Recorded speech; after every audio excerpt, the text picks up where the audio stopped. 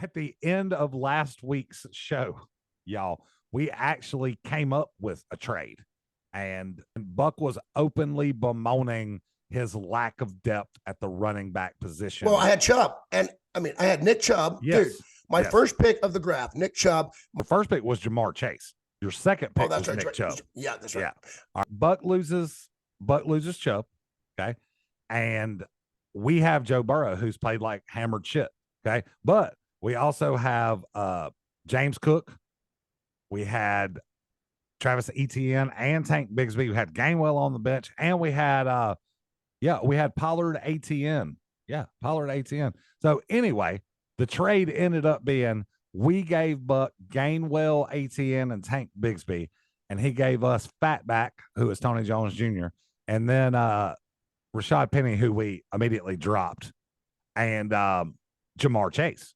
So when we dropped Kenneth Gainwell, or when we dropped Rashad Penny, we immediately went and picked up Rico Dowdle.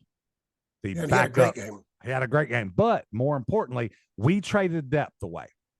We traded a starting running back and his direct handcuff, as well as another backup / handcuff / big upside if DeAndre Swift goes down from our team, to upgrade at wide receiver potentially.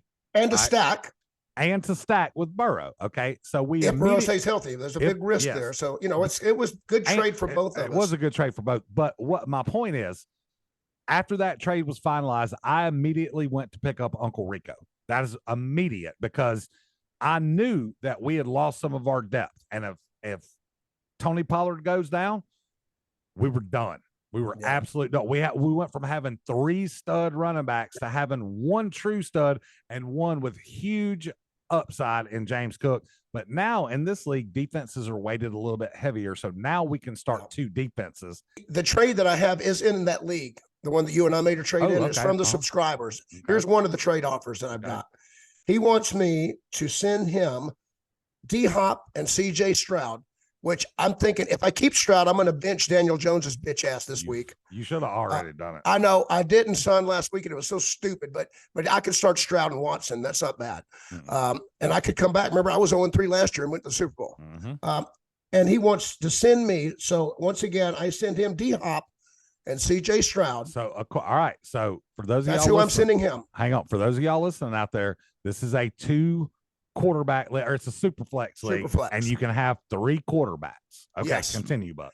And I have 3 quarterbacks right now with Daniel Jones, if you want to include him. And he wants to send me, so I'll lose a quarterback in this. I'll only have 2. You're not even getting a quarterback in return. No. Then that's an automatic no.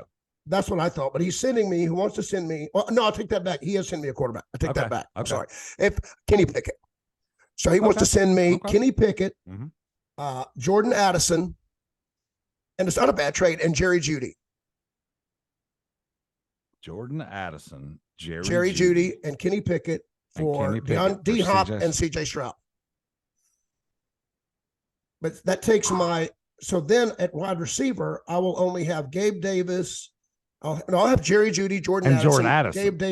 Gabe Davis, Michael Thomas. And on my bench, I would have Brandon Cooks and Robert Woods.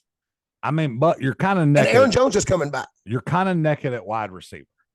But with those 2, I mean, Jeudy. No, this trade is for Jordan Addison. Have you seen the uptick in his usage? I have, and it doesn't, so basically I'm getting, and it's Stroud for Pickett. Okay. All right. So look at it like this. You're trading a player who up until this point has been on your bench, right?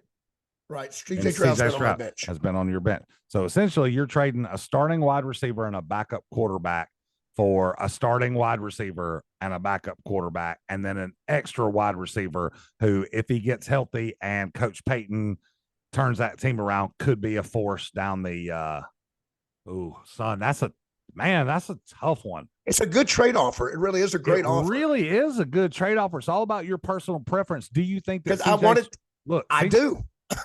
I do. I almost think that I don't make because I can start. Why don't you offer him Daniel Jones then? Why don't you offer him Daniel Jones and D-Hop for Jordan Addison, Kenny Pickett, and then maybe even a different wide receiver since perceived value is Daniel Jones will still come around and end up being a better quarterback than CJ Stroud, at least fantasy wise this year. But he would be sending me Pickett. Right. Still. Which and I know Pickett's been I know shit. he had one good game. He's been shit. But now, folks listening, this is how you negotiate. This is why I wanted to do this, to give you a little bit of this is great. This is good shit. Yeah. I mean, this is trading and knowing when to trade and how to negotiate and how to make your team better and to not insult the other person. I mean, we've talked about this too, Josh. I mean, you've had some crappy trade offers that's insulting, and other people in the league watch that. And they see these offers, and nobody's going to want to trade with you. Don't be stupid when you make these offers. But anyway, the subscriber sent that to me, and I think that's a good offer. And I think I'm going to do that, Josh. I think I'm going to pull Stroud out and insert Daniel Jones and leave the same players in play. I love it. Because D-Hop with Tannehill, who cares? I mean, he's hurt all the time. He's old. I should have known that when I drafted him. Yep. And I've got one other one to run past you, and then we'll get busy. Okay. This is in one of my Yahoo leagues, and it is a super flex. Okay. He wants to stack Dak Prescott and CeeDee Lamb, which is funny because his team's called CD's Nuts. Nice. But he's going to send me CeeDee Lamb, Dak Prescott, and Jamar Gibbs. CeeDee Lamb, Dak Prescott. Wait, hold on now. He wants you to send him. He's sending that to me. And in return, I have to send him Chris Olave, Bijan Robinson, and Jared Goff. Now, I almost laughed that out of the place, but looking at CeeDee Lamb and Prescott, and then getting Gibbs, who's got huge upside, but it's still Detroit. I just feel like I got to say no to that. Well, here's the thing. You already have a better version of Jahmyr Gibbs and Bijan Robinson. Yes. Right? Yes. Now, obviously, you would not mind having CeeDee Lamb on your team. That is an athletic gentleman who. But Olave. But you can't give up Olave, dude. Holy shit. That's pretty equal. And Goff is better than Dak Prescott. Yes. So I think I have to turn it down. I think you do have to turn it down. All right. So one more quick one, maybe. I was offered Elijah Moore and Jalen Reed. Okay. Think about this. Elijah Moore and Jalen Reed for Brandon Ayuk. Elijah Moore. I don't think I do that. No, you can't do it. Ayuk. I just tried to pawn it around to see if I was missing something, but. No, you are correct. You cannot do it. You cannot do it.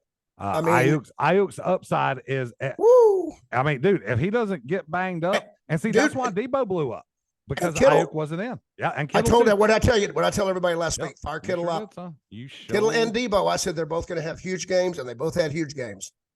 Kittle put up a 16. I mean, there he is. I'm like, there's my dude. Yeah,